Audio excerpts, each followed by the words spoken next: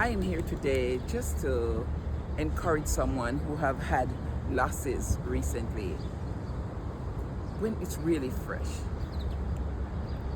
It's interesting though to know that when one loses someone or there's a loss in the family, there are the different stages that one goes through or experiences. It's very, very interesting to know that people on a whole react to death or grieving process differently. And so I just want to share this morning because I'm grieving at this moment. The loss of close friends. Even yesterday, we funeralized one of our very close friends, young person too. And so I am really emotional right now because I know what it feels like. My mom passed not long ago. I know what it feels like. Close friends have passed, but yesterday's one was really fresh. And so today I just want to encourage those who are grieving not to lose hope, but to be hopeful and know that it's also individualized and of the different stages. Some individuals have it as 5 stages, some have it at 7, but whatever stage, they might not come in the same way. However, let's remember that grieving stage, remember that stage of denial is real. That stage of denial is real. And what does it do? What does it say? That denial stage is the first phase when you hear of one dying. You can't believe it. It's really true. No, not accepting the reality that it has really happened. Oh no, what does that entail?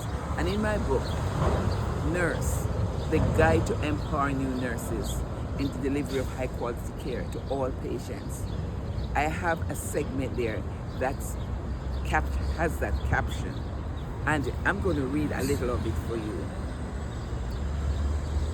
This part is saying, as a nurse, I've gone in the hospital setting, I've seen the way nurses interact with family members. I was one of them just recently, as maybe 2 weeks ago, but yesterday was a funeral. So I have something that I've written.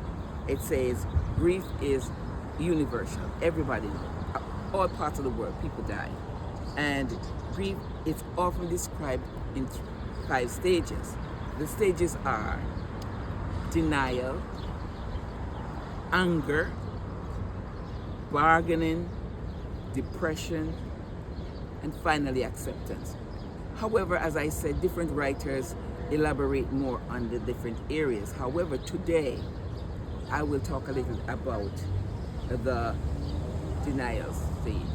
And that's a stage whereby one says, no, it's not true. The person is in shock. The person is numb. Unbelief. I can't believe it. It's not real. It's not happening. That's what that phase entails and more. So today I just want you to ponder that if you're going through that phase, it's normal. Because you could be going through different stages. You're gonna be getting angry. You're gonna be start bargaining. I wish if I was there, this would not have. It's just a process.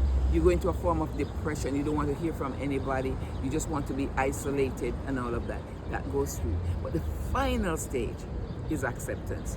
When you have gone through the different stages, not necessarily that they go in sequence, but you definitely will realize that, yes, the person is no longer with us. And then we have to make preparations for things that we'll be engaged in to ensure that the person has a funeral, respectful one. And the reality is the person is no longer with us. What do we do moving forward? And so I will return, I will resume, because I know many individuals in different parts of the world will be encouraged and be comforted. And just remember the memories of the legacy of that person, positivity, who have left you and want to carry on. We can do so by living the legacy, being kind, being loving, be cheerful, be helpful to one another, and be aware that death is real. Realize that in the midst of life there comes death, and that's why it's so shocking, because it's usually sudden and unexpected. Even though the person might be ill and maybe in the ventilator for a while, when it happens, when it finally happens, it's usually give you a shock in your being. So I'll continue from there in another episode. Look forward for you to, and share it with someone who you know is grieving. That it's normal to deny initially the person has passed. Thank you. How can you connect with me now? Well, on YouTube, it's Miriam Amanda Smith. On podcast Mir, that's Instagram. And of course, podcast, it's Empowering You Nurses. There is some information in this book, Nurse, the Guide to Empowering You Nurses in the Delivery of High Quality Care to All Patients. Now, if you look at my YouTube or if you look at my podcast, definitely there's one of the episodes on grieving. And so you can obtain this book from Amazon as one of the bestsellers in nursing. You can.